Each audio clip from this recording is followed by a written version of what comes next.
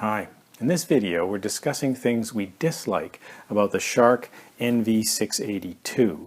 Now it's also known as the Shark Rotator Powered Lift-Away Speed. This is a 3-in-1 vacuum. It's got upright mode that you can see here. It also has a lift-away mode and a canister mode. And it's the canister mode that we don't like a whole lot. This is the canister caddy here, and that helps you turn the machine into a canister vacuum. And we're going to do that now by taking the dust canister and motor assembly off the vacuum. And we take the wand and nozzle out that way. And you clip this into the canister caddy. And snap the cord in there. So you now have a canister vacuum. Now, the issue we have with this really is it's just a bit clumsy. It doesn't travel too well on carpet, and this is low pile carpet. It would probably be a bit worse on higher pile carpet. It's not too bad on bare floors, but it's just a bit awkward to use. And you can see it following along behind us here. And it struggles a little bit. Another thing we dislike about the vacuum is the size of the dust canister. Here you can see the NV682 sitting beside its bigger brother, the NV752. Now if we take the dust canisters off both machines, like we're doing now, you can see that the dust canister on the 682 here is substantially smaller. And that means if you're doing a lot of cleaning, have a fairly large area to deal with, you're going to be emptying the dust canister a lot more frequently. Now we recognize this is a reasonably compact vacuum, and that's great, but we do wish that the hose was a little bit longer. It's still a bit on the short side.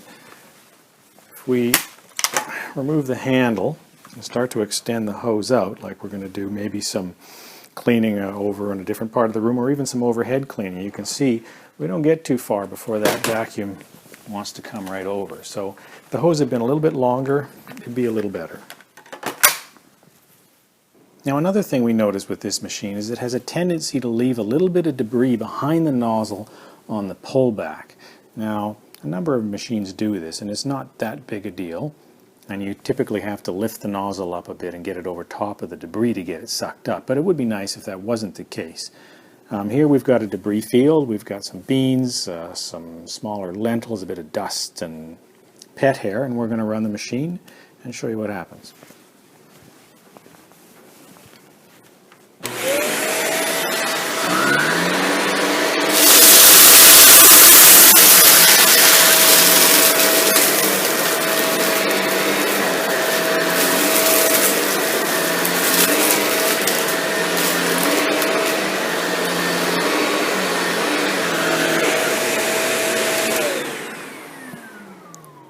So we didn't lift up the nozzle in that case, and you can see a bit of the debris left behind. Another issue we had was with the PET power tool. Now we used it several times and it does a good job. However, at some point it started to get bogged down, and it got to the point where the brush roll itself had stopped spinning. When we took a look, you can see we got a lot of pet hair in here. Now we took the pet hair out, but it still didn't spin. So we had to do a little digging further, and we'll show you what we found.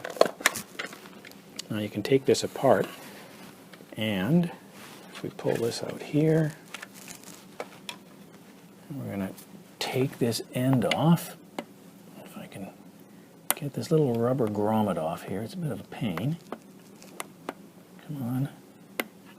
One more. There we are. Now you can see under here, you'll notice that we've got a lot of hair right in there.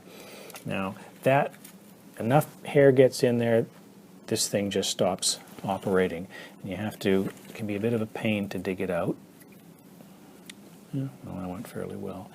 Then you have to clean it all up, put it all back together, and away you go.